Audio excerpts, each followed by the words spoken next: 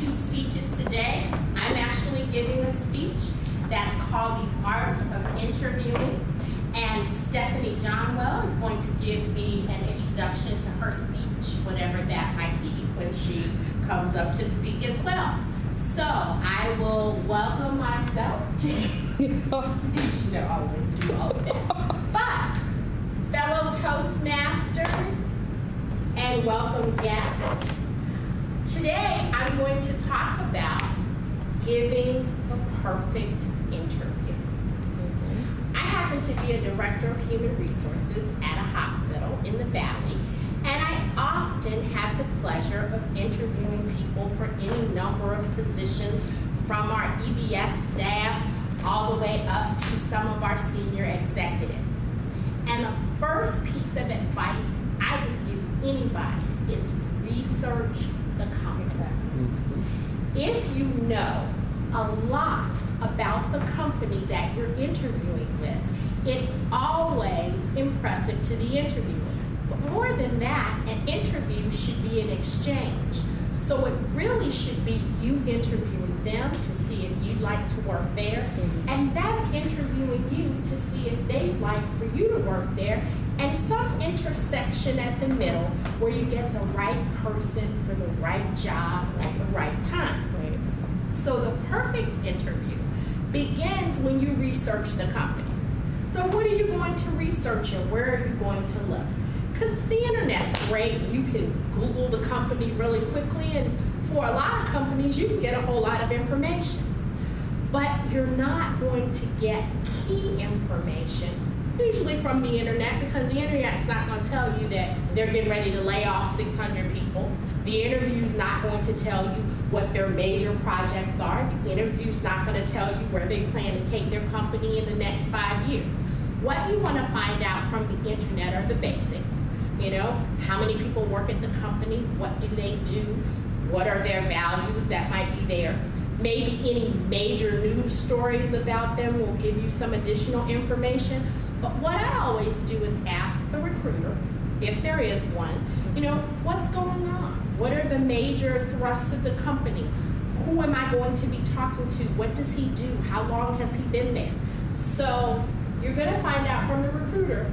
But if I know anybody on LinkedIn who used to work there, works there, 3 levels down, I will contact that person somehow, because I want to get some inside information, not only to impress the interviewer, but to see if I really want to work there. Okay?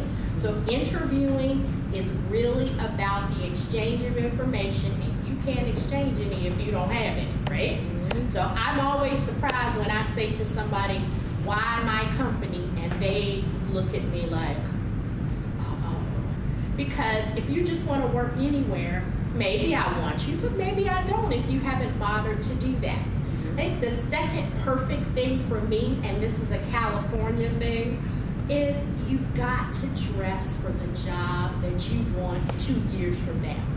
I interview people and they come in all kinds of outfits. And we work in a very formal environment where, I mean, if you're a nurse, you wear scrubs, but the executives wear suits every day.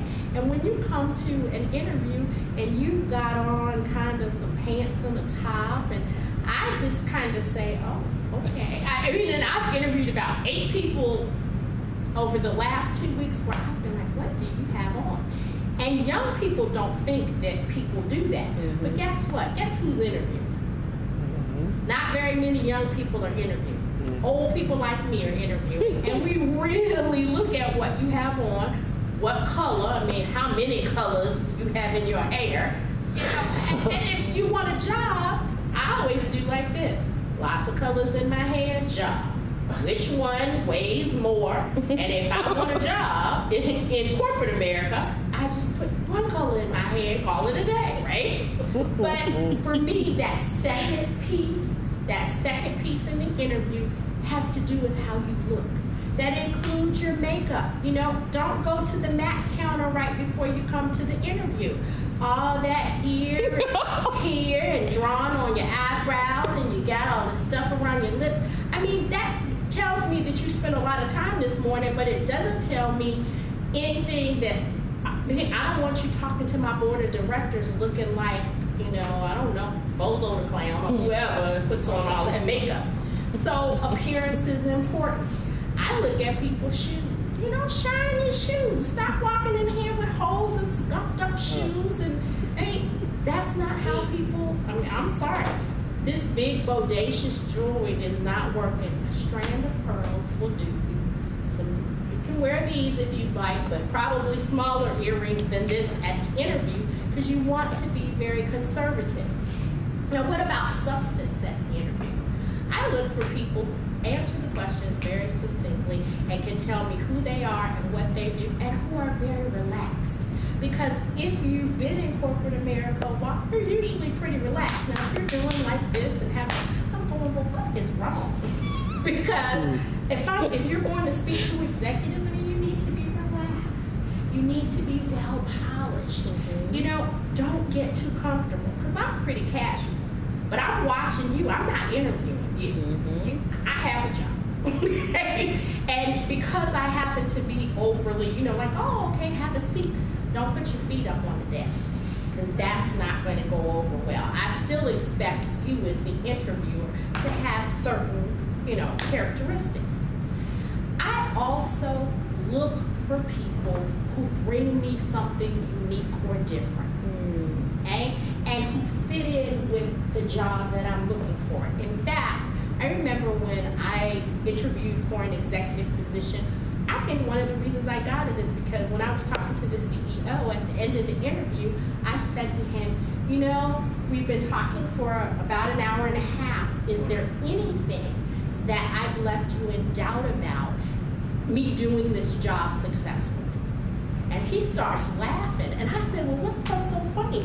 He said, I love it. I said, well, what do you love? That you had the balls to ask that question. I was like, okay, maybe this did go well. And then he actually said, no, I think you'd be great for our facility. I think we need the skills that you bring here. And I actually ended up getting a very good offer for that job because I took the time to say, I've talked to you about A, B, C, D, E, F, G.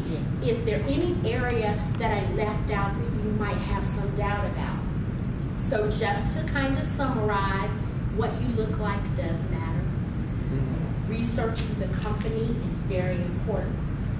The substance with which you give your answer still matters. And last but not least, do something to stand out, be bold. So, if I can tell you nothing else, interview well, and I believe that you will achieve success. Right person, right company, right job. Thank you so much.